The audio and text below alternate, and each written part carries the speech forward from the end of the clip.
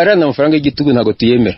Umuturage akihahataho akagura gafuka k'ifumbire, akagura imbuto nayo imuhenze ku kilo 700 ukagenda ugahinga. N'ubutaka wabwatishije atari mu kwawe ari mukundi muntu ukama amafaranga. Ugasanga amafaranga yose wagiye ushira mu iyo dépense, izo ngufu zose washize mu butaka. Noneho hakaza n'amafaranga y'imfabusa twita imfabusa ya5% kugira ngo ujyane wa musaruro wa usaruye waravunitse ujyanye ku isoko kugira ugeze ujyane ku isoko. Ngo ni priorité yo kubanza bajya kugura quittance ya 5 ku kilo. Ugasanga icyo kibazo cy'umuhinzi na n'ubu turarembye, aratubangamiye. Uri kubona ibibazo by'inzara bihari, ubukene, abaturage ntibakeza, uturaye usaruye dukeya, kumva ngo rajya kutugabagamo imigabane yo kujya gufasha amakusanyirizo. Nuko bafasha niko tubyita. N'amafaranga arana amafaranga y'igitugu ntago tuyemera. Ku muntu utari mu kusanyirizo aratubangamiye leta, ahubwo icyo kibazo ikigeho. Kuri BBC gahuza miryango mu karere k'ibiyaga bigari. Ndabashuje mwebwe mwese abateza amatwi BBC. Uyu ni umwanya w'ikiganiro Imvo n'Imvano kuri uyu wa gatandatu tariki ya mbere z'ukwezi kwa 10 umwaka wa 2022. Ikiganiro cyacu uyu munsi kiribanda kwizamuka rikabije ry'ibiciro by'ibiribwa mu Rwanda. Raporo yashyizwe hanze n'ikigo gishinzwe ibarurisha mibare mu Rwanda kwihindagurika ry'ibiciro mu kwezi kwa 8 uyu mwaka igaragaza ko ibiciro bikomatanyirijwe hamwe mu mijyi no mu byaro byiyongereyeho 20.4% ugereranyije n'ukwezi kwa 8 umwaka ushize. Icyo kigo kikavuga ko bimwe mu byatumye ibiciro byiyongera ari ibiciro by'ibiribwa n'ibinyobwa bidasembuye byiyongereye, ndetse n'ibiciro by'amazu, amazi, amashanyarazi, gaze n'ibindi. Muri iki kiganiro turajya mu masoko hirya no hino mu Rwanda, cyane cyane mu bice bifatwa nk'ibigega bigaburira utundi duce tw'igihugu. Turajya mu burasirazuba hahingwa cyane ibitoki, imboga n'imbuto, ndetse no mu majyaruguru y'u Rwanda ahavugwa izamuka rikabije ry'ibirayi, ari nacyo gihingwa cyera cyane muri ako gace. Abagira uruhare mu musaruro uturuka mu mirima barimo abahinzi, abatubuzi b'imbuto, abacuruzi n'abandi bavuga ko ikibazo cy'ibiciro by'ifumbire byazamutse, imbuto zabaye nkeya, ndetse n'ihindagurika ry'ibihe bishobora kuba intandaro ry'ibura ry'ibiribwa ku isoko bigatera izamuka ry'ibiciro. Turabaha ijambo. Hagati aho umuryango urengera inyungu z'abaguzi Adekoro urasaba leta kureba uburyo yagabanya imisoro kuri bimwe mu biribwa cyangwa ibindi byifashishwa mu buhinzi bituruka hanze. Ni mu gihe leta y'u Rwanda itangaza ko izamuka ry'ibiciro rikabije ridashingiye gusa ku bibazo by'ubukungu ku isi, kuko no mu Rwanda habayeho ikibazo cy'umusaruro muke mu rwego rw'ubuhinzi. Ikiganiro n'Imvo n'Imvano kuri uyu wa gatandatu mwagiteguriwe kandi murakigezwaho na Yves Bucyana. BBC gahuza miryango Igoma ni kuri FM 93.8. Nongeye kubaha ikaze. Nahereye mu burasirazuba bw'u Rwanda mu buhinzi bw'ibitoki, imboga n'imbuto, ariko mbere na mbere mu bacuruzi b'ibitoki. Ndi hano mu isoko rya Rwamagana mu burasirazuba bw'u Rwanda aho bacuruza ibitoki. Ndi kumwe n'umucuruzi. Amazina nitwa Uzamukunda Maria. Ndi gucuruza ibitoki. Ibitoki birahenze, mu baturage nta birimo guhundura. Rero ukibona gihenze naho ukagisubiza gihenze. Watubwiye ibiciro nk'ibi biri hano imbere yacu ngaha. Nyine akangaka ni 2,500, kano ni 3,500. None se ko mbona isoko ryose ririmo ibitoki bitarenze na 50, byagenze gute? Munsi na birimo guhundura nta birimo.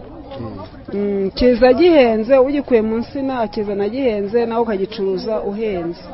Nyira abakiriya baravuga bati muri kuduhenda, biragenda gute? Nta kundi nyine no kugendana n'ibihe uko twabifashe nabo bakabifatuka.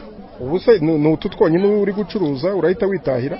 Ndakomeza nshakisha n'utundi ntubona nyine nkomeze ncuruza. Hanyuma aho mu birangurira se bo bababwira ngo iki? Saha se nahangaha no mu mayira hose nyine nta birimo mu nsina.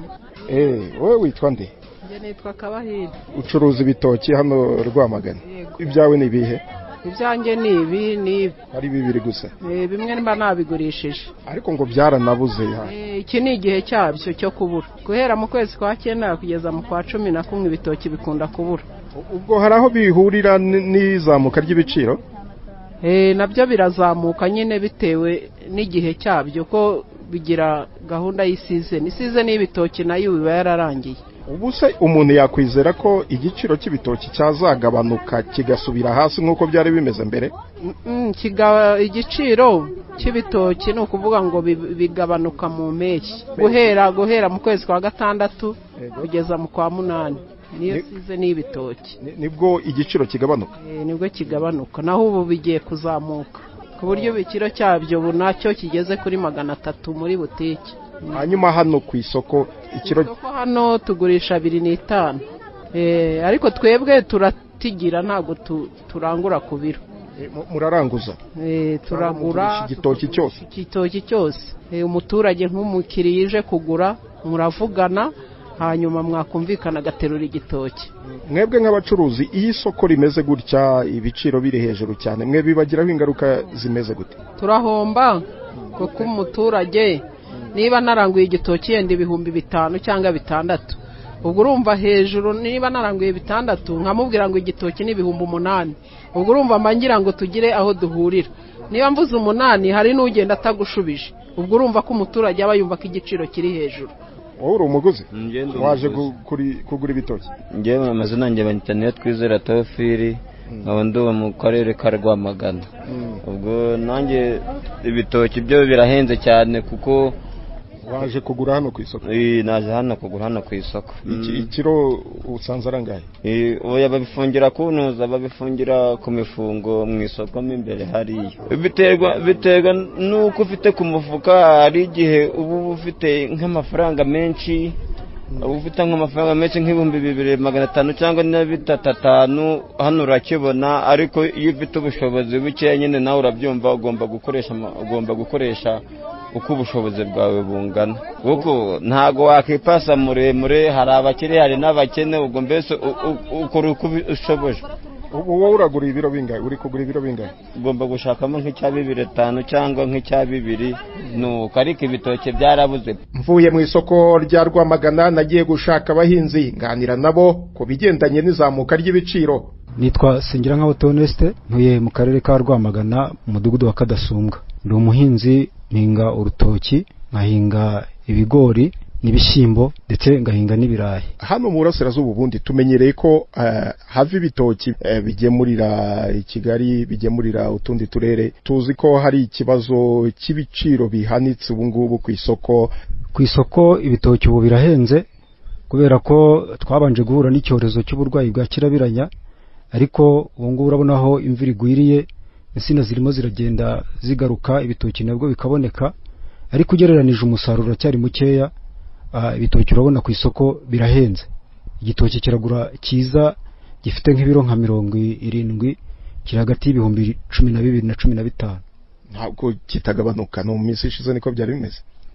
Mu minsi ishize bwo ntago ariko byari bimeze ubu ngubu nibwo byazamutse ariko ubundi igitoki cy'ibiro nka 70 mu minsi ishize cyari kiri ku bihumbi cyari hagati y'ibihumbi 8 ndetse na 6.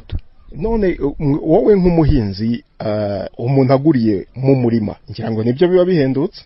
Iyo uje mu murima nabwo iyo urebye usanga ntabwo ibiciro biba bigiye hasi cyane kuko ku isoko nabwo ibiciro iyo bizamutse ndetse no mu murima naho ntabwo bijya bijya hasi kuko umuhinzi iyo yagiye ku isoko akamenya ngo igitoki yakigurishije ku kigero kiri hejuru no mu murima ntabwo yakiguhera ari hasi y'igiciro yakigurishijeho ku isoko. Ariko leta iranavuga yuko n'umusaruro wabaye muke. Ese wabaye muke kubera iyo mpamvu y'ubwo burwayi bw'ibitoki cyangwa hari n'izindi mpamvu zaziyeho? Impamvu nazo zibamo bitewe n'imihindagurikire y'ikirere. Ikindi hari igihe nanone ubuso buba buhinzeho urutoki buba ari bukeya bukaba ari butoya ibyo nabyo bituma umusaruro uba mukeya. Ikivugwa cy'amafumbire mwebwe ku bahinzi b'ibitoki ntabwo cyabagezeho? Amafumbire ngo yabuze mwebwe ntabwo cyabagezeho? Ikibazo cy'ifumbire natwe cyatugezeho ariko imbogamizi irimo nuko yazamutse ifumbire irahenda, ifumbire ijya ku rutoki ya NPK 17 ubu ngubu ku mafaranga 882 kuri nkunganire ya leta. Nkunganire ya leta ubwo no kuvuga na amafaranga leta iba yarunganiye ku muhinzi. Icyo giciro nari mvuze cya 882 no kuvuga ngo kiri kuri nkunganire leta, hari amafaranga iba yarashyizemo yunganiye umuturage. Yego. None ubwo se mbere mwayibonaga kurangaye wenda? Mbere ubu ngubu iyo ugiye kuyishaka wenda nko ku bahinzi bandi bacuruza inyongeramusaruro ibiri hagati y'igihumbi n'andi mafaranga arengaho, ariko kuri nkunganire ya leta nayo ngayo ibihagazeho. No kuvuga ngo ubu irahenze, mbere yaguraga makeya rero yari hasi cyane, ubu yari nibwo yazamutseho. Kuyibona nabwo ntago byoroshye, ariko mu bushakashatsi cyangwa se mu bindi bikorwa leta igishyiramo imbaraga, ibyo nabyo ibishyiramo imbaraga, abaturage bakagerageza kuyibona. Nubwo ibihenze yarazamutse ariko iraboneka, nubwo iba ari nkeya ibidahagije. None rero mubona kugira ngo bigabanuke, igiciro kigabanuke byagenda gute? Kugira ngo igiciro kigabanyuke nuko habamo izindi mbaraga, wenda hagashakishwa uburyo bwo kongera guhinga urutoki ubuso bukaba bunini, hanyuma umusaruro ukarushaho kwiyongera. Igiciro iyo cyazamutse kikaba kiri hejuru, no kuvuga ngo abaturage muri rusange, umuhinzi we kigurishije ku mafaranga menshi, wenda we ku giti cyaba bifitemo inyungu, ariko mu baturage muri rusange urumva ni ikibazo, kuko ibiciro biba byazamutse kandi amafaranga nayo kuyabona ku muhinzi ntabwo biba byoroshye kugira ngo abe yabasha kugura nk'icyo gitoki cyazamutse. Agize amahirwe cyaba cyamanutse kikaba kiri ku giciro kiri hasi. Tuvuge nkawe mu murima wawe w'ibitoki, igitoki nkihanuye ukakima wakimpera ku kiro kurangaye? Ubu kiri hagati ya 300 na 250. Ni menshi cyane, kuko kugereranije n'igitoki ku kiro nibura hajyaho, ku gitoki cyiza hajyaho amabere atarenze 5, abari hagati ya 5 ndetse na 6 ku gitoki cyiza. Ntabwo rero biba byoroshye, urumva kugira ngo umuntu abone ifunguro rihagije umuryango biba biri hejuru cyane. Wowe bakugurira benshi bakugurira mu murima cyangwa ujyana ku isoko? Hari igihe njyana ku isoko, hanyuma ubundi hari n'igihe nkigurishiriza mu rugo. Iyo ngize amahirwe nkabona ukigurira mu rugo biramfasha, kuko nta transport yindi birimo yo kugira ngo mbigeze ku isoko.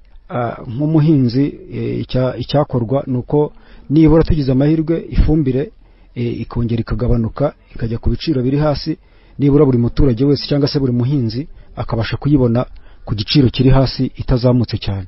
Ngeze hano ku isoko rya Nyagatovu, ni muri Kayonza, isoko ry'imbuto.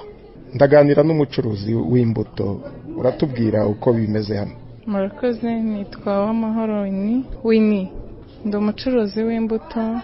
Muri rusange imbuto zacu hari iziva hanze y'igihugu, hari n'iziva, hari izo twiyezereza nk'amapapayi, ibinyomoro by'ibinyarwanda, indimu, avoka. Ibi byose urabifite hano? Yego, ndabifite. None ko ndabona abantu ni bakeya, byaba bigendanye nuko ibiciro bisigaye biri hejuru? Yego, kuko iyi season ntabwo aba ari imbuto, hariho n'izidahari ku isoko kubera ko zabuze, yaba mu gihugu cyacu ndetse no hanze y'igihugu. Ubwo twabyita umusaruro muke? Nk'ikintu kijyanye n'imyembe cyo twarayibuze cyane, ariko no hanze y'igihugu ntayihari, kuko iramutse ihari twaba tuyifite, kuko n'ubundi niyo twacuruzaga imitanzania n'imigande. Imyembe ivuye Tanzania na Uganda? Ego, ariko ubu ntayihari nayo, bivuze ngo ntabwo ibiri ku isoko, ntabwo ibiri, iba yararangiye, season yayo iba yararangiye. No kuvuga ngo hano Kayonza nta myembe mwiyizereza? Turayifite, turayeza, ariko ntabwo iba ari myiza cyane. Hanyuma hasi ikiro wenda cy'ibinyomoro hano muragurisha mute? Ibinyomoro ikiro tukigurisha 1000. Ibi by'ibinyarwanda? Yego, ibinyarwanda. Ibizungu tubigurisha 200. Ubwo ugeranyije no mu kwezi, mu mezi abiri angaha hashize, twavuga ko byazamutse cyangwa biracyari ku giciro byabo? Ntabwo byazamutse, biracyari ku giciro cyabyo. Kuvuga ngo rero imbuto zo ziri kugurika ugereranyije n'ibindi biri ku masoko, imiceri, amasukari? yego nta kibazo, ntabwo ibiciro byazamutse cyane. Byazamutse ni imyembe kandi ntabwo tuyifite ngo wenda turayizamura tunayifiteyo ntayihari ngo inahende ihari. Ibindi byo ni ibisanzwe, nta biciro byazamutse hejuru. Wenda usibye amatunda niyo ari kugura 1,800 ndetse na 2,000. iyo yarazamutse ko yazamutse abahinzi amatunda yarapfuye mu mirima ntayo yarimo kubera ikibazo cy'ihindagurika ry'ikirere, kubera impeshyi izuba ryabaye ryinshi amatunda arapfa. None iyo bimeze gutyo ihindagurika ry'ikirere rigatera ibura ry'imbuto, wowe bikugiraho ingaruka ki nk'umucuruzi? Ingaruka ya mbere nuko nshobora kubura ayo matunda ku isoko, nkaba nta nayo mfite, kuko iyo amatunda ni urubuto rukundwa cyane n'abantu benshi. Iyo rubuze rero biba ari ikibazo, nanayabona bikaba ari chance ngize mu gihe cy'ibura ryayo, kuko iyo adahari abakiriya barabura cyane. Ubwo rero amatunda ndamutse iyo nyabonye ndemera kampenda, ariko nkaba nyafite ku buryo nanjye nshobora kuyazamuraho nkayahenda, kubera ko nyine abahinzi adahari ku isoko. Nyuma yo gusura uburasirazuba nerekeje mu majyaruguru kureba uko ikibazo cy'ibiciro bihanitse by'ibirayi giteye. Ahandi mu isoko rya Musanze ndaganira na bamwe mu bacuruzi b'ibirayi, baratubwira uko ibintu bihagaze, ikiro cy'ibirayi uko kigura n'impamvu babona cyazamutse ndetse n'icyakorwa. Igihombo kirimo, igihombo aho kiboneka naho urangura uyu munsi ibirare bishize. Iyo ucuruje umukimbo wawe ukawucuruza iminsi 2-3 just uba wahomba, ntabwo ubona inyungu nkuko yagakwiriye kuza, kuko biragutinda. Impamvu bigutinda uti ni umuguzi arabitinya. Iyo bitinye rero wowe wicara utegereje uwo mutasezeranye, kandi ibiciro bihinduka umunsi ku munsi. Icyo nshatse kuvuga, tuvugiye uyu munsi niba bije biguranguye kuri 450, 470, ejo birarangura 500. Ubwo umuguzi uri buze kugura arareba hehe guhendukiye, kandi nabibura arataha, nanjye ndasigara nicaye. Nimbona kugira ngo ngarure amafaranga yanjye natanze nayo biranga, nibyanga turakora iki? Ni ya losi tukirimo. Uyu munsi kiro cy'ibirayi amaki ni 470, ubwo ni kiniki. Ibindi by'imyeru urabona ko ari dutoya duhari, turi kuri 450, 420, butewe nuko tungana.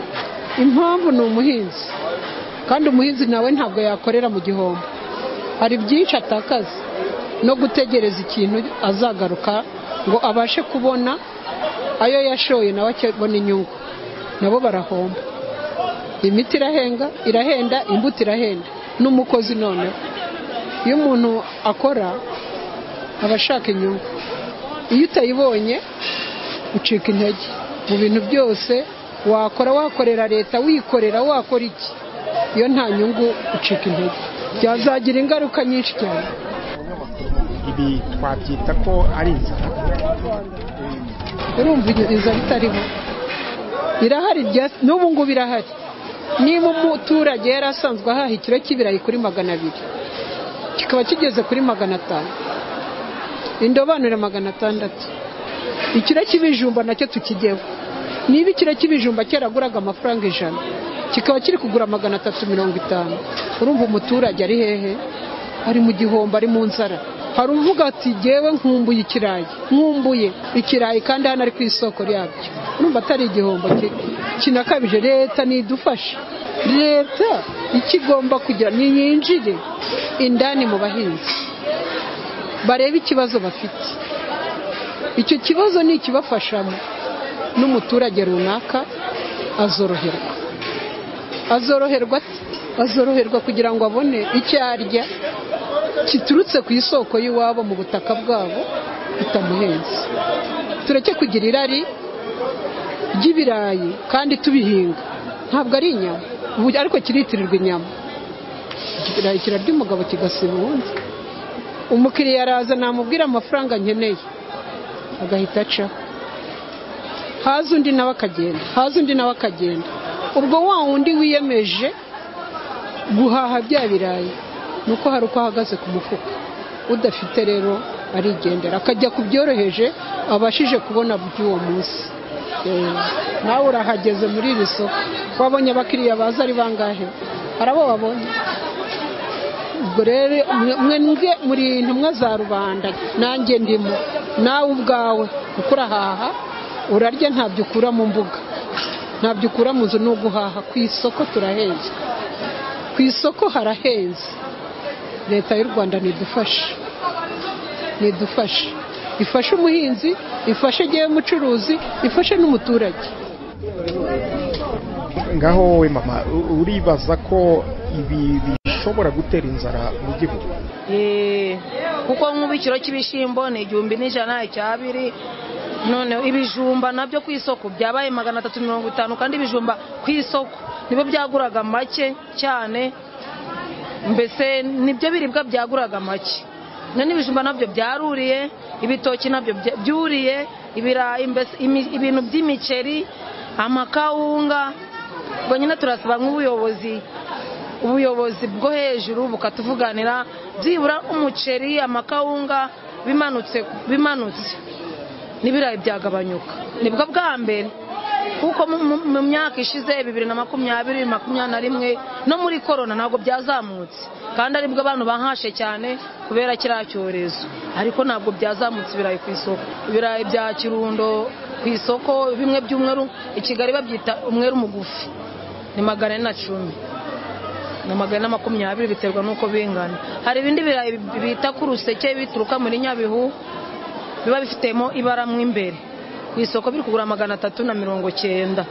Kinigi biri kugura 460, 470. Ibiribwa ku isoko bisanzwe harimo umuceri, amakawunga bimanutse ku isoko, n'ibirayi byamanuka. Kuko akenshi nimba umuturage avuga ngo njye mfite ibirayi byanjye nimbigurisha 300, nkajya wenda akagurisha wenda kuri 300, akajya ku isoko kugura umuceri ikiro ni 5 Pakistan, umuceri wa maji, akajya ku isoko kugura ikiro cy'1,500, nawe azaza bya birayi bye azahita biha agaciro, avuga ati ntabwo ngiye kugurisha ibirayi byanjye kuri make, ngura umuceri kuri menshi. Icyo gihe azamanuka avuga ati ibirayi byanjye nanjye ndabiha agaciro naye. Niyo mpamvu usanga ku isoko rero ibintu byose byazamura. Nyuma yo kumva ibyo abacuruzi bavuga, naganiriye na bamwe mu bahinzi b'ibirayi nabasanze mu murenge wa Kinigi.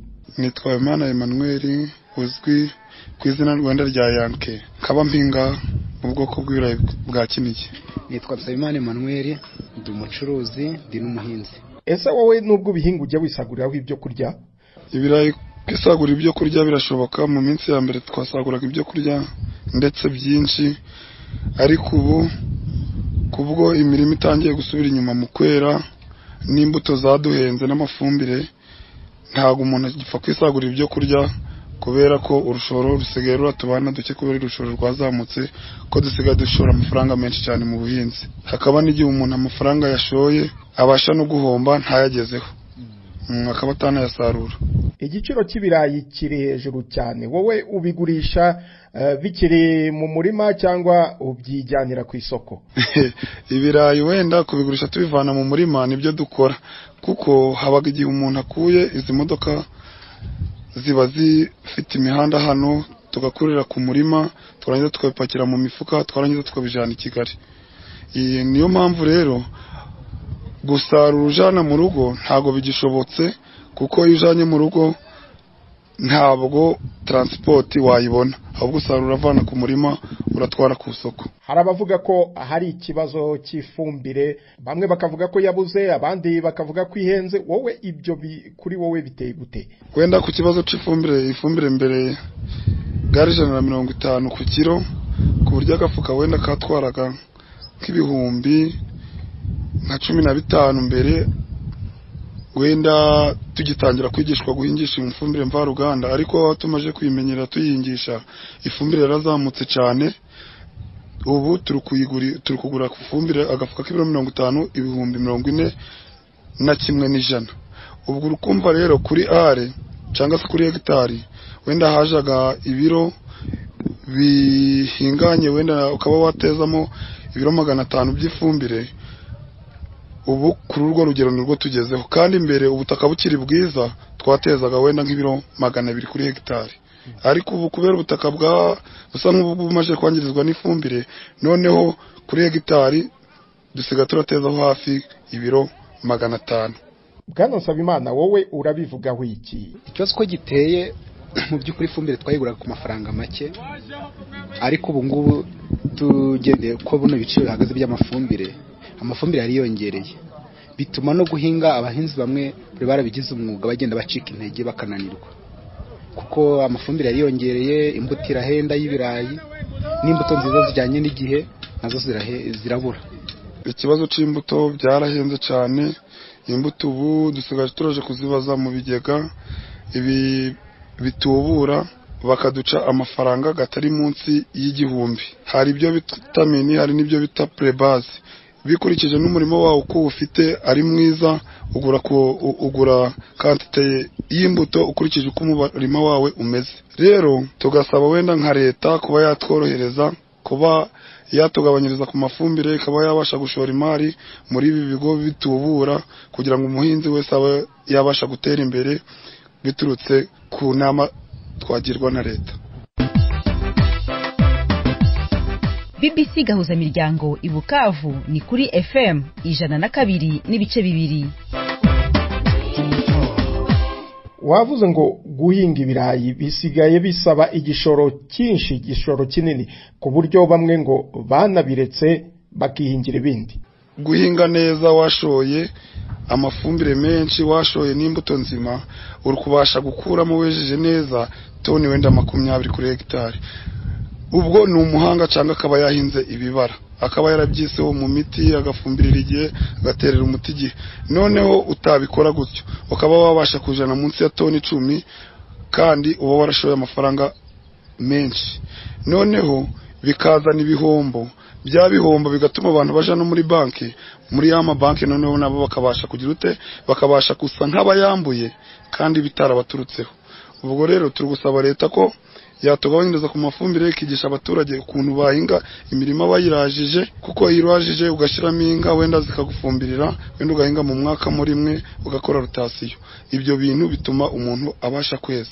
Ariko iyo uhingaguye cyane n'imbuto nimba warateye muri hegitari wenda nka toni 1,600, ushobora kutayikuramo na ya mbuto wateye kandi warashizemo amafumbire n'imisaruro byose n'intuza n'abakozi byose, ugasanga ntayikuyemo, ahubwo ugasarura ya mbuto wateyemo, ugasanga muri hegitari nimba warashoyemo wenda urugero nka 2.5 million, ugasanga wikuriyemo yandi waguze imbuto nka toni n'igice, kuri wenda kukiri 1,000, ugasanga 1.5 million washoyemo nani yukuyemo.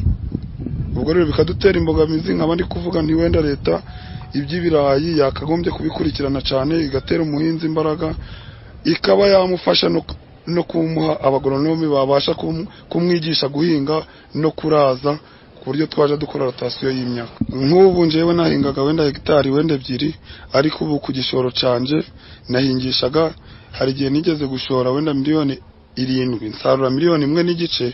Ibyo nta muntu naje kubibaza, kuko nta n'ubwishingizi twajagamo, ariko ubu hari ubwishingizi bwaje ku mabanki, badushishikarije mu bwishingizi bwo kuja turaje kwishingira iby'ubuhinzi, ariko ubu mbere nta byabagamo, ariko ubu ni wenda ntuje turahomba, wenda n'ubushobozi bw'ama banki buzagenda budushakira abagoronome baje baza kudukontorera iki imirima, barebe uko umuntu agomba guhinga. Wenda umuntu ahombe ntako atageze, ariko cyane abahinzi bafite ibibazo, kuko abantu benshi nimba twarahingaga hegitari wenda n'urugero nk'icumi, wenda mu Rwanda ubu turguhinga nka hegitari 3.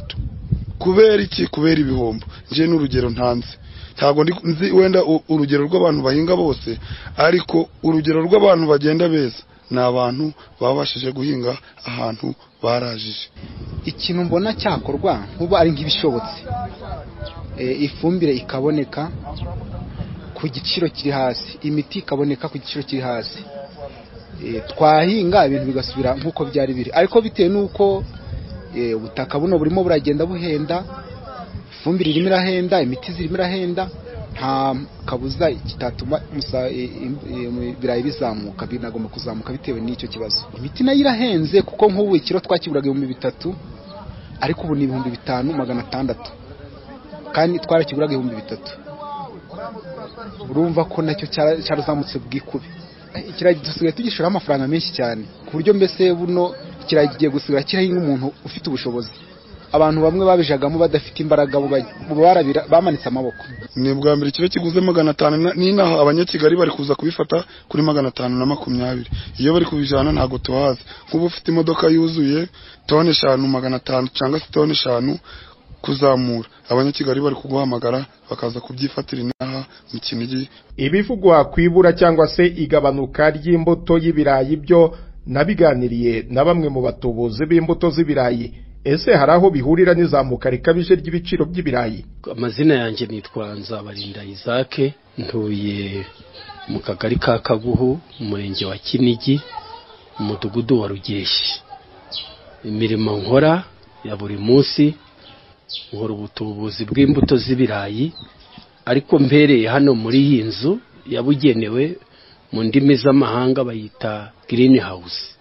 Ubundi hano iyi mbuto dutubura ni imbuto niyo ibanze batangiriraho, kuko imbuto burya mu butubuzi bw'imbuto harimo kategori guhera ku rugemwe dukura muri laboratoire, muri labo biri mu rwego rw'ubushakashatsi, twe tukaza urwo rugemwe izo ngemwe tuzikuyemo turaza tukazitubura hano tukavanamo uturayi twa minitiberikire, minitiba mu ndimi z'amahanga cyangwa se imbuto remezo. Ubwo rero iyo tumaze kuyikura umungumu dufite kampani yitwa AGSP, dufite ubutaka muri Gishwati ibiti Gatindori.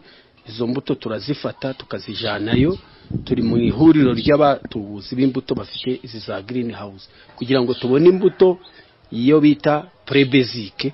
Urwo ruhererekane ruba rukirikomeje kuba mu rwego rw'abatubuzi babifitiye ibyangombwa, kugeza ubwo tugera kuri za mbuto zihabwa abahinzi bakazihinga nabo bakazigeza ku isoko. Ntabwo twavuga koko ko imbuto zihari zihagije, ko n'ubusanzwe ntabwo turagera ku rwego rwo kwihaza ku mbuto nziza. Uko imbuto hari ibyo abahinzi bita imbuto ariko ari bya birayi bisanzwe wenda by'abaturage, kuko mu baturage kuko zabaye nke, kubera ko hari ikibazo cyabaye, imvura yabaye nyinshi muri sezo y'ubushize mu kwezi kwa gatatu, umusaruro uba mukeya.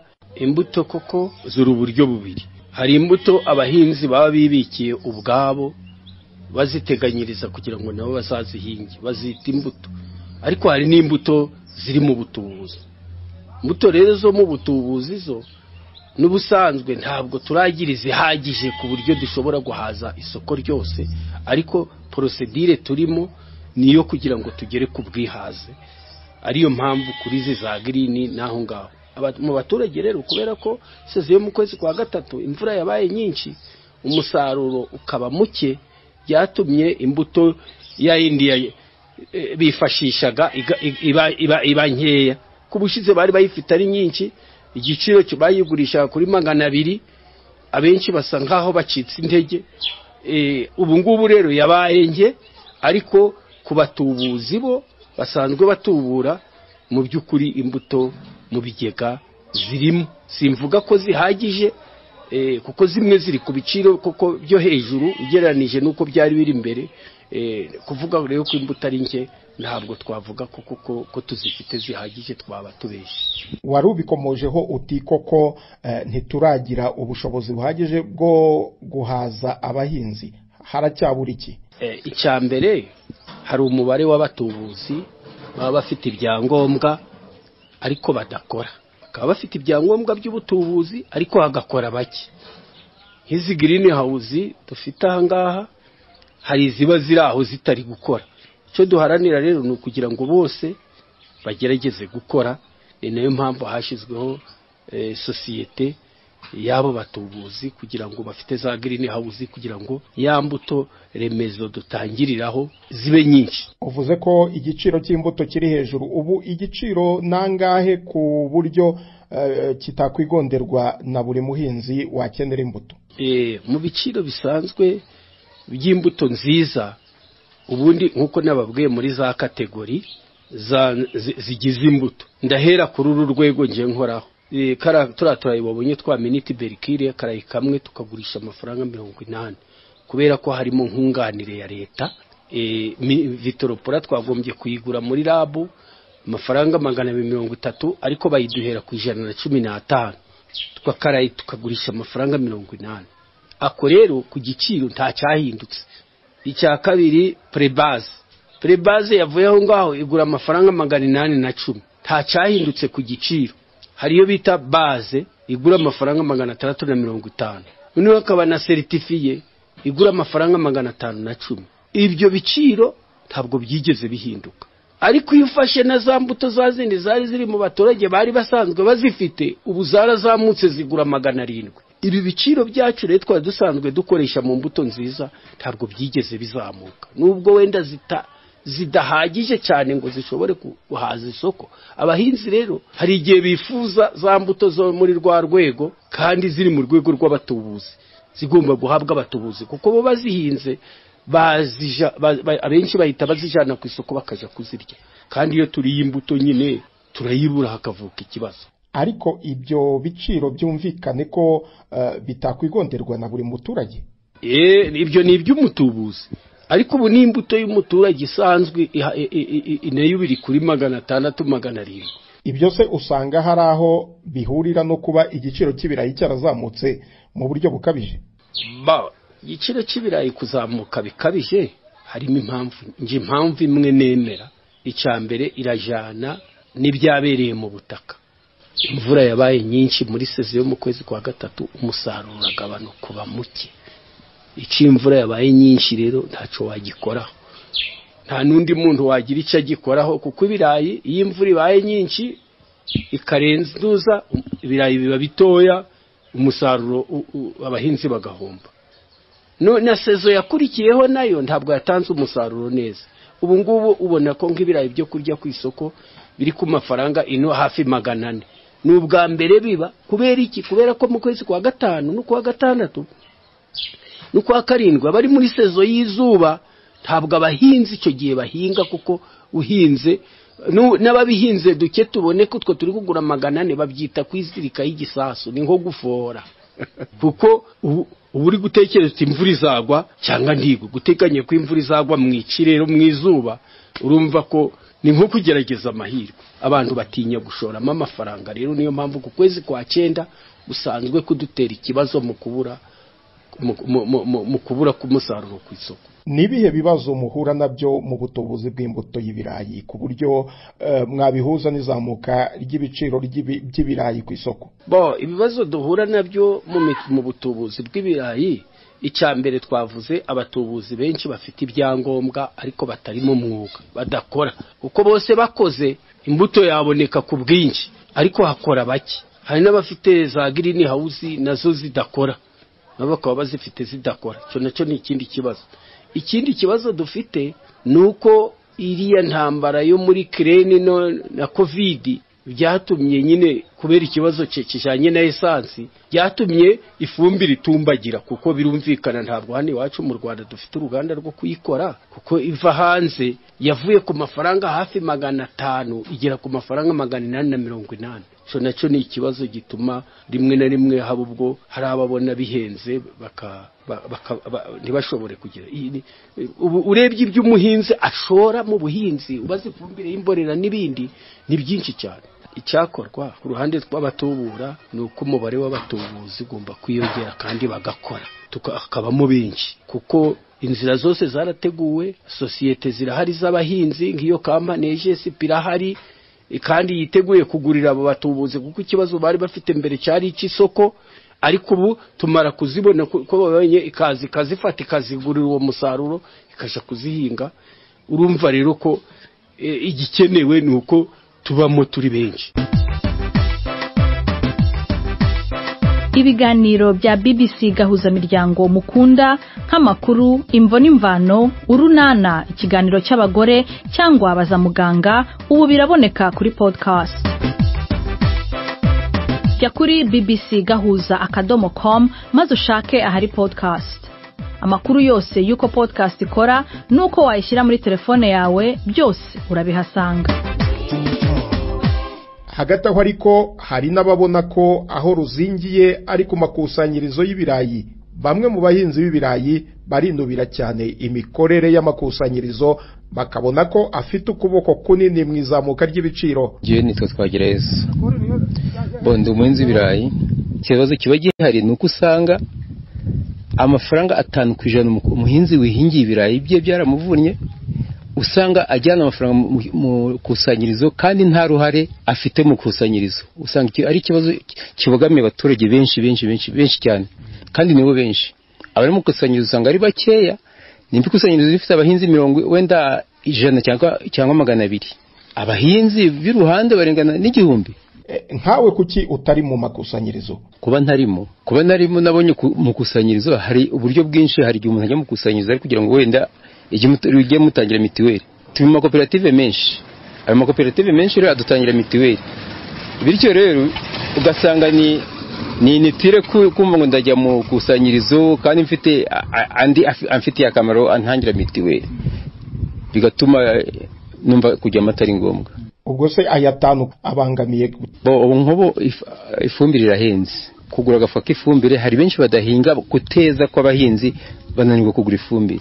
Bityo rero umuturage akihahataho akagura agafuka k'ifumbire, akagura imbuto nayo imuhenze ku kilo 700, ukagenda ugahinga n'ubutaka wabwatishije atari mu kwawe, ari mu kundi muntu ukama amafaranga. Ugasanga amafaranga yose wagiye ushira mu iyo dépense, izo ngufu zose washize mu butaka, noneho hakaza n'amafaranga y'imfabusa, twita y'imfabusa ya5% kugira ngo ujyane wa musaruro wawe usaruye waravunitse ujyanye ku isoko, kugira ugeze ujyane ku isoko ngo ni priorite yo kubanza bajya kugura quittance ya 5 ku kilo. Ugasanga icyo kibazo cy'umuhinzi na n'ubu turarembye, aratubangamiye. Yaba ariyo mpamvu ngo n'ibirayi bike muri gusarura mutari kubinyuzayo. Byensiriye niyo mpamvu uri kubona ibibazo by'inzara bihari, ubukene, abaturage ntibakeza, uturaye usaruye dukeya, kumva ngo rajya kutugabagamo imigabane yo kujya gufasha amakusanyirizo. Nuko wafasha niko tubyita. Amafaranga y'igitugu ntago tuyemera ku muntu utari mu kusanyirizo, aratubangamiye leta. Ahubwo icyo kibazo kigeho, ayo n'amafaranga yagombye gutanga abantu bari mu kusanyirizo bitewe nuko ibatangira za mitiweli. Ariko ya 5% bavuga ko ari ukugira ngo babashakiremo n'abaguzi n'akandi kazi gatandukanye gakorwa mu makusanyirizo, guhemba abakozi bo mu makusanyirizo n'ibindi. Nta kudushakira abaguzi. Niyo nyatanze ngi Kigali, ninge uzenguruka umujyi wose ndi kugurisha imifuka ibiri kugeza igihe imodoka irangiriye nkabona kugaruka. Nta muguzi ibyo kuvuga ngo isoko, umuturage niwe wihahataho. Yeweje ibirayi byawe urayatanga ukihahataho ugashaka aho bijyana.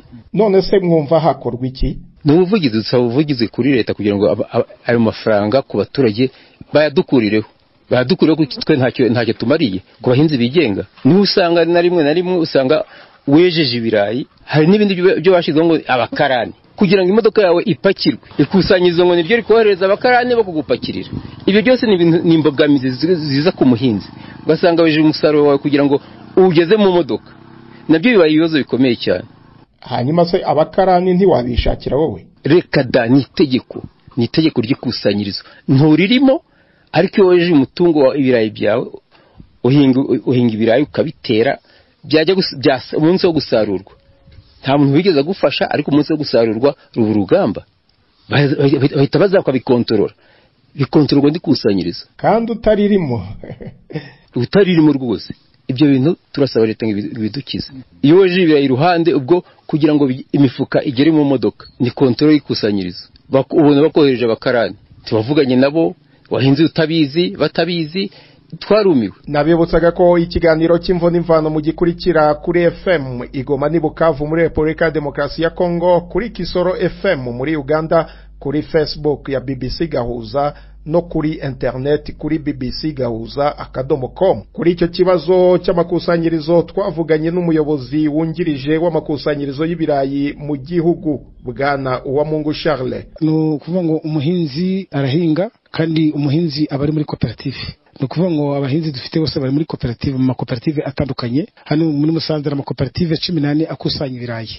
nukuvuga rero ngo abahinzi nka 80% bari mu makoperative abarizwa hirya no hino no mu mirenge itandukanye. Ubwo rero nukuvuga ngo abahinzi arahinga, amara guhinga ibirayi byaba byeze, hanyuma umucuruzi nanga se amakusanyizo akabashakira abaguzi b'ibirayi baturuka za Kigali mu mpande zitandukanye. Umucuruzi rero iya asabye aho ibirayi biri, nanga se koperative yamushakiye aho ibirayi biri, imuhuza n'umuhinzi, akaza akagenda agapakira, yamara gupakira hanyuma umucuruzi agatanga amafaranga 5 ku kilo, afasha amakoperative mu rwego kugira ngo imirimo ya itandukanye bishobore gukorwa, ibijanye ni kuri kontabure, ibijanye no kwishura nyine abakozi angasa abakozi, ibijanye no kwishura ibindi bikorwa bitandukanye, imisoro mu mirimo mbese itandukanye ya koperative igenda ikora kugira ngo bashobore gukora neza. Muri iyi minsi ariko ngo mu makusanyirizo nta birayi birimo, harayo nabonye afunze,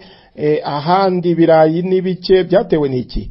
Nukuvuga ngo muri iyi minsi habaye ibibazo bitandukanye, habaye ikibazo kijyanye n'imbuto yahenze, cyo ni cyambere n'imvaruganda, ariko ikiriho muri season ishize nagase muri igihe cy'isaruro ry'ibirayi bishize, ubundi birayi bikunda kuboneka, kuboneka muri season A, nagase muri season A, muri season cyo kwinjiramo no kugura ibirayi bishobora kuzaboneka ari byinshi, ariko nta cyizere dufite kubera ko ibirayi byahenze. Urabona imbuto biraguze 800 700, kugira ngo umuhinzi abone amafaranga 800 biragoye. Byahinze wa muntu nyine wabigize umwuga wishoboye, ariko umuhinzi udafite imbaraga ntabwo yashoboye kugira kubigura, yahinze ikindi gihingwa.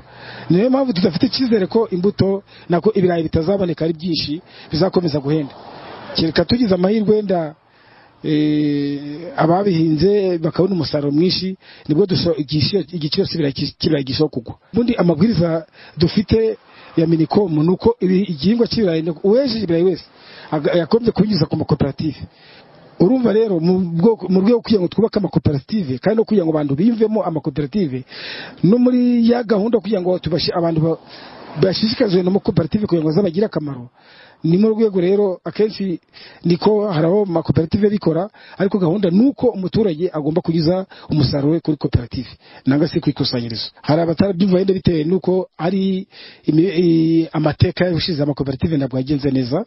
Amakoperative dukurikije ukuntu yakoraga, no kuvuga ngo harimo amakoperative yariyaga amafaranga y'abaturage, ya mafaranga akusanywa 5 iyo yageze muri koperative akora ibintu bitandukanye. Ni kuvuga ngo hari abaturage barihirwa ubwisungane mu kwivuza, hari ubungubu mu koperative ari kubaka asigagura acuruza inyongera musaruro, ari amafumbire za NPK DAP n'iki byose bitandukanye. Umuhinzi rero yagiye guhinga, yari nka koperative iri organize, no kuvuga ngo iyo umuhinzi abuze amafaranga ugura inyongera musaruro, aragenda kuri koperative bakamukopa nagase bakamwindika, bityo akagenda gahinga akazishora uko yejeje. Ubwo rero wenda nta nyungu bamusaba urebye, ariko ubundi uretse imyumvire itumvikana, ubundi umucuruzi niwe ubazwa amafaranga 5, ariko umuhinzi wenda akagombye kubazwa 5. No kuvuga ngo wa mucuruzi waje kugura ibirayi bashaye igiciro akongeraho na 5, bityo umuhinzi wagahambwa ya mafaranga leta yashizeho. Muzi neza ko habaho kwiga gahunda yo gushaya ibiciro iyoborwa na Minicom. Iyo gahunda niyo igena uburyo ikirayi kizagurishwa kivuye kuva ku muturage, ku mucuruzi no ku muryi wa nyuma. Iyo ibirayi byeze neza muba mufite ibingana iki mu makusanyirizo? Ubu mufite ibingana iki? Ubu nakubwira ko bitari byishari, kuko urabona ko igiciro kiri hejuru, ntabwo mu by'ukuri dufite byeze byinshi. Birimo bigiye gutangira kwera muri imisa, ariko nta mu mirima ni bikeya. Niyo mpamvu igiciro kinari hejuru, duteganya kwenda mu kwa 10 kurangiye igiciro kizamanuka. Ubu ntabihari. Nyuma yo kumva ibyo, negereye umuryango urengera inyungu z'abaguzi Adecor, mu magambo ahinnye, bafite uko babona ikibazo kizamuka rikabije ry'ibiciro ndetse n'icyo bumva cyakorwa. Nitwa Ndize Damien, nkaba ndi umunyamabanga nshingwabikorwa umuryango uharanira uburenganzira bw'abaguzi mu Rwanda.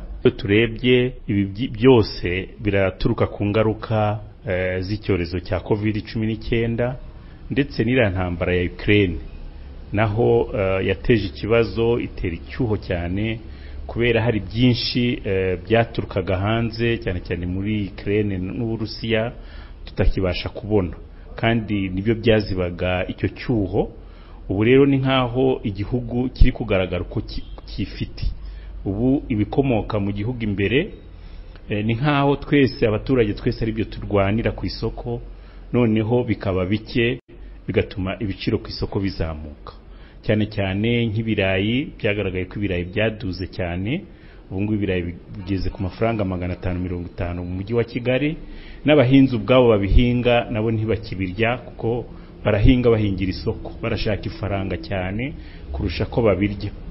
Icyo twiteze rero mu minsi iri imbere ni uko inzara irakomeza kugera ku bantu bose, kandi noneho na ya mirire mibi, kwa kundi leta yakomeza kurwanya imirire mibi, biraba bitagishobotse kuko ibyo kurya ni bike ku isoko.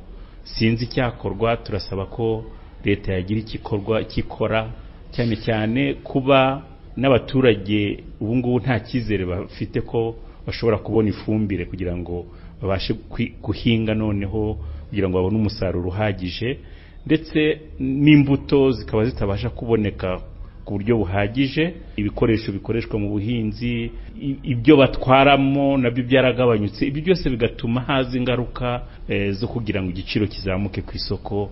Ikindi rero kijyanye n'intambara ya Ukraine, hari ugutinda ko ibindi bihugu, tutavuze Ukraine, tutavuze Uburusiya, n'ibindi bicuruzwa bisanzwe bitari ibyo kurya n'ibyo kurya, n'ibihugu bifite amavuta y'abacuruzi bashatse kurangura ntibiza mu makontineri, usanga bimara igihe kinini mu nzira. Ibyo nabyo bigatuma bisanga imbere ku isoko ibihari bituruka hanze byararangiye. Abacuruzi rero murabazi, bamaze kubona amakuru ko ku isoko nta bihari, habaho speculation, ugasanga ibiciro babikubye kabiri. Ibyo rero turasaba Minisiteri y'Ubucuruzi n'Inganda kugira ngo ikurikirane umunsi ku munsi, nibiba ngombwa kugira ngo itabara abaturage, nibiba ngombwa bashireho ibiciro ubwabo. Reka turebe nka hano mu Ruhengeri cyangwa se Musanze aho bahinga ibirayi, bo ubwabo baravuga bati ibirayi ukurikije uko bigura hagati ya 150 na 500, bati natwe ubwacu ntitukibirya, tuvuge ari bihingwa u Rwanda rwihingira ubwarwo. Kuzamuka kwabyo byo murabona biterwa n'iki? Igitera izamuka ry'ibihingwa cyangwa ry'ibyo kurya imbere mu gihugu ni byinshi. Kuba ubwacu umusaruro dufite imbere mu gihugu udabasha kuhaza abaturage b'Abanyarwanda, nabyo bishobora kuba ingaruka, ndetse bigatuma ibiciro bizamuka cyane, kubera ko ababishaka ni benshi, kandi iyo babishaka ari benshi, ibicuruzwa cyangwa ibiribwa ari bike ku isoko, birumvikana ko ubifite nawe yishiraho igiciro ashatse. Ubwo rero icyo twavuga muri iyi minsi ku bijyanye n'ibirayi, hari uburyo butatu navuga. Ubwa mbere nuko abahinzi nta cyizere bafite ko bazongera kubona ifumbire. Kuba nta fumbire bafite, icyo nacyo ni ikibazo cyo kuvuga bati ubutaha ntabwo tuzabona ifumbire kugira ngo duhinge tubone umusaruro. N'uwahinze yarashoye amafaranga menshi, ni ngombwa ko azamura igiciro kugira ngo agaruze y'amafaranga yashoye mu buhinzi. Ibyo rero byatumye abahinzi nabo bazamura igiciro kubera ibyo bashoye mu buhinzi bwabo. Si ibirayi gusa, ndetse n'amata. Amata nabyo ni ikibazo. Ntabwo twumva ukuntu leta yafata icyemezo cyo kuzamura igiciro cy'amata kandi abaturage nta bushobozi bwiyongeye mu baturage, ndetse n'aborozi bwabo nubwo bari bafite impungenge ko nabo bashoramo menshi ariko ntibabone inyungu, ariko nabo kugeza ubu ntibari kubona isoko ry'ayo mata, kuko Abanyarwanda benshi bari bamenyereye kunywa amata litiro amafaranga 300 bagiye kuri MCC na 200 kuri MCC, ariko ubu ngubu na amafaranga 300 na 350. Mu mujyi wa Kigali amata ataciye mu nganda ari kugura amafaranga 700. Ni ikibazo rero, urumva ko kubera ubushobozi buke bw'abaturage ntabwo bazabasha kunywa ayo mata. Urumva amata yaciye mu nganda ni ibindi arahenze, akubye inshuro 3 inshuro 5.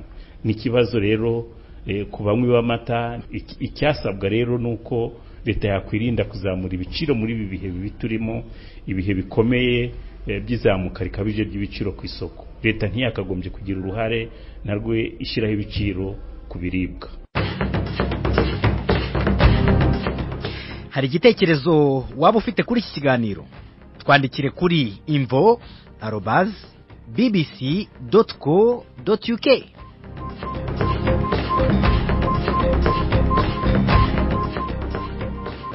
Mwebwe murengera umuguzi, ariko abaguzi hano hanze baravuga batese urwego ruturengera nubwo atari urwa leta rwo ruri gukora iki? Niki muri gukora? Ubuvugizi, ubukangurambaga bugeze he?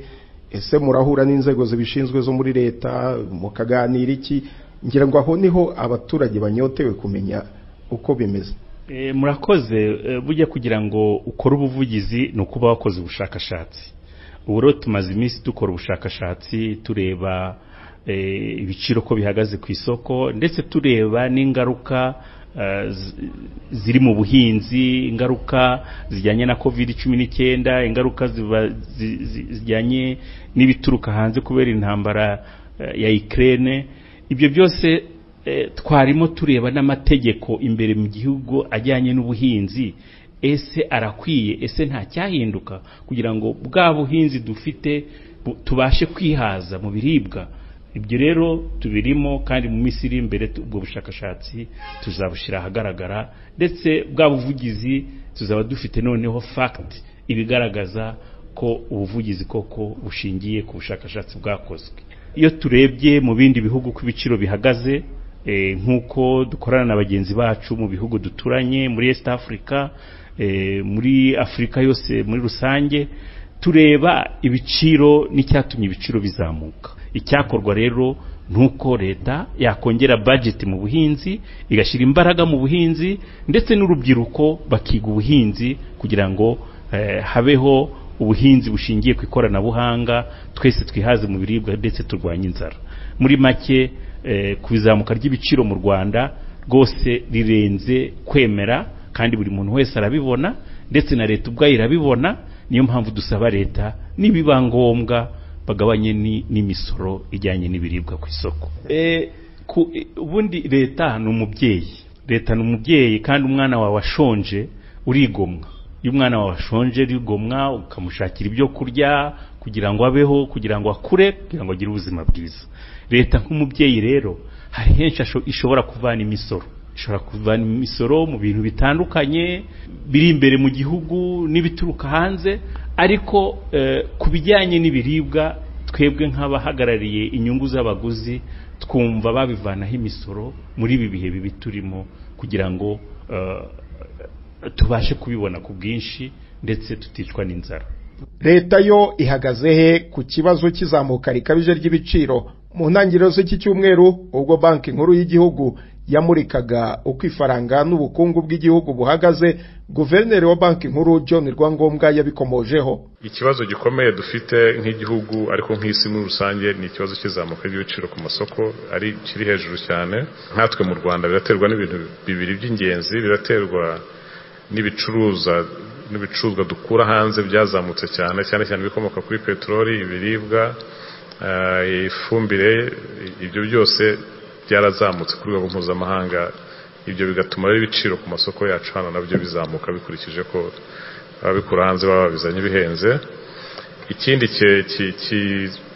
cyateye ku kuzamuka kw'ibiciro gukabije ku masoko yacu ni uko ubuhinzi butagenze neza ari mu gihembwe cya mbere cy'umwaka, ari mu gihembwe cya kabiri, kubera ibibazo bimwe bihuye n'ibyo kuzamuka kw'ibiciro ku rwego mpuzamahanga. Inyongeramusaruro ntabwo yakoreshejwe neza, ariko n'ikirere kitagenze neza. Ni mu gihe Minisitiri w'Intebe w'u Rwanda Edouard Ngirente nawe aherutse gutangariza inteko umuti u Rwanda rufite ku kibazo cy'amafumbire. Turimo gushaka aho twazaya tugura ifumbire, kuko igiciro cy'ifumbire cyongeye hafi 120%, kandi dukeneye gupromotinga ubuhinzi. Nabyo turimo kubishakira twagura ifumbire izinjira mu buhinzi bwacu mu gihe kiri imbere. Aho rero niho dusoreje ikiganiro cyacu. Mwakoze abaduteze amatwi n'abagize uruhare muri iki kiganiro. Gendi Yves Bucyana mbifurije weekend nziza.